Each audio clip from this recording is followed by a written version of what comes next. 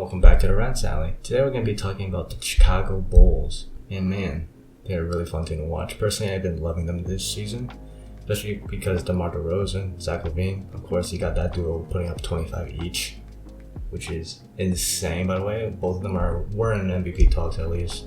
And we got new people stepping in like, Embiid and such, taking that position away. But I do think this season is a great success for them so far. They're the first seed in the East. However, I don't believe they will hold on to that, especially to the later part of the season, because they're only like a few games from not being the first seed. And I think that's a bit concerning, especially since they just lost Caruso and Lonzo Ball for 6 to 8 weeks for surgery. Lonzo Ball is going for surgery for something, and I know how Caruso got injured. I'm just going to talk about that first. So Caruso got injured with awful foul by Grayson Allen. That was his name? Yeah, it was Grayson Allen, alright. That kid, man, I really hate him. I really hate him so much. He's like the type of kid who didn't get punched in the face enough as a child. Because when he's in the NBA, he did so many dirty plays with, he did try to trip Trae Young. I think he actually did trip Trae Young. Trae Young got him back a few games later in preseason game. He has a lot of dirty plays, and this one on Caruso was especially nasty because it caused him to fracture his wrist, which led to 6 to 8 weeks of surgery. On the foul, he just snatched him out midair and took him to the floor. Dude, if that was me, I'd be so pissed off. Like, imagine a grown man in a basketball game grab you out of midair and throw you on the floor.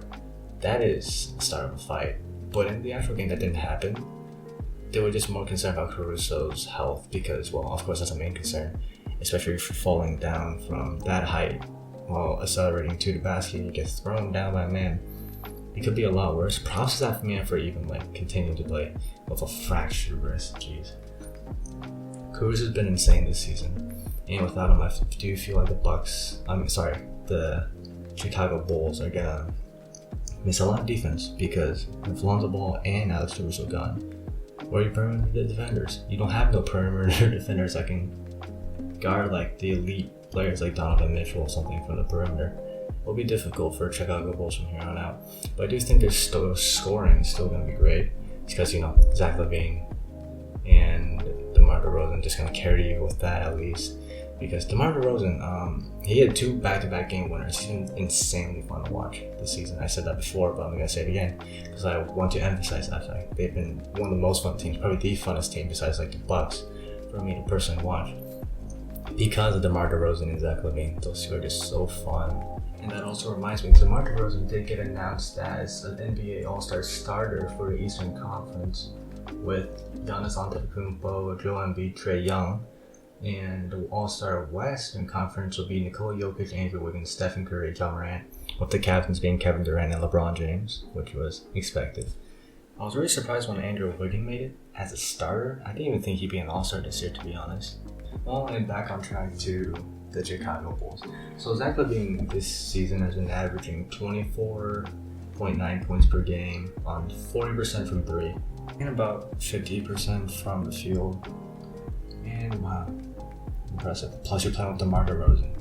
DeMar DeRozan, I love that man. He's been really efficient this year too, and whoever said he wasn't a 3-point shooter is just wrong. He's been hitting those on really good efficiency, especially for a guy who only does mid-range.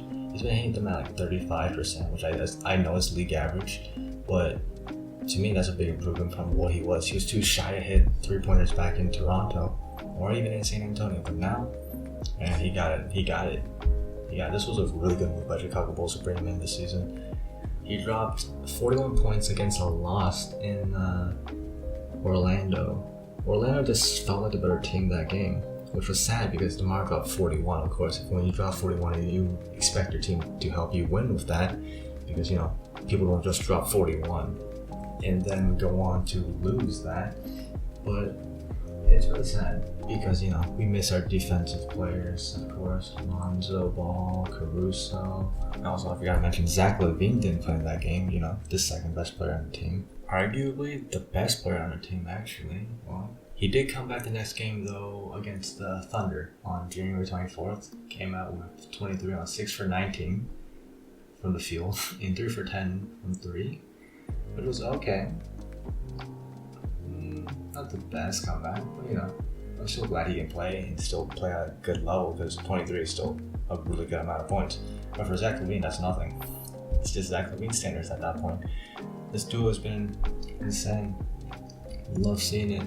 Can't wait to see more of it. And when the team's fully healthy, I definitely do think they could be a contender. Maybe upset some teams. I don't think they're beating the Bucks though. They're like a dark horse team, which I doubt they would make it. I still think Miami is a dark horse as well.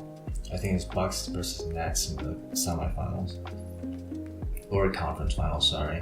And I do think the West would be that's tough. Golden State versus Phoenix. That's my prediction. And whoever wins it all would be probably the either I can see it going through any four of those. Any of those four. But Chicago is not in it just yet. There's only one person that might be able to change that in Chicago, and his name is Vucevic. He's not been playing well. Let me pull up his stats real quick. He's not been doing too well this season. He's averaging 16.8 points, 32% from 3, around 11 rebounds, and around 4 assists a game. That's a drop from last year's production and the previous year production. And that's his lowest numbers since his 2017 season, 5 years ago. That's not good. It shows that he's still not finding his place in the Chicago system, which does worry me because Vucevic is a key part. He's supposed to be the center that was to elevate Chicago to the next level, which you could argue he helped better than anything like marketing could ever hope to do. Sorry, that was not meant to be offensive to marketing, but no offense, he sucked. Just want to make that clear. Not a big fan of Lauri Markkanen. Guy that he's gone about. So yeah, back on the Vucevic. I do think he needs to integrate the system more. I just when he's out there, I just don't think he knows what he's doing like all too well. But he's been well. This is his second year. And he's doing worse than his first year, which he only played 26 games. That worries me a bit. That does worry me a bit. I hope he gets it together. And if he does get it together, I can see Chicago being one of the top contenders. Because the Chicago Bulls won 5-5 out of their last 10. But that doesn't worry me because, injury, health safety protocol, all of that. The record, the standings are going to be a bit janky and messed up a bit. So, standings, I don't really care. But the games, when you watch it, the eye test is how you can really figure out which teams are good. And for me, I see the Suns being probably the best, besides, the Bucks. But I refuse to acknowledge the Bucks right now since, Grayson Allen. I don't like Grayson Allen. I like everyone else. Literally everyone on the Bucks I like Bobby Portis. Love that guy. He's the energy guy. Like how Caruso was to the Chicago Bulls, and then you have someone ruin that. It's a shame. Also, something weird I have on a social media account was that they posted a picture of Grayson Allen eating a donut the day after Caruso was hardly fouled with him, and that broke his fractured his wrist. And they posted it a day after, and the Bulls Twitter account replied seriously. And yeah, that was the whole thing that was going on. Apparently, it was a scheduled post, so it had nothing to do with the night before its event. But yeah, that's just fun to think about. Yeah, Chicago Bulls just need to improve here and there. Get your stars back. I call Lonzo and Caruso stars because I truly view them to be. Because they don't get much better perimeter defenders out there before going out to the crazy good ones. And with that being said, this will be the end of episode 2 of The Rats Alley. Thank you for listening.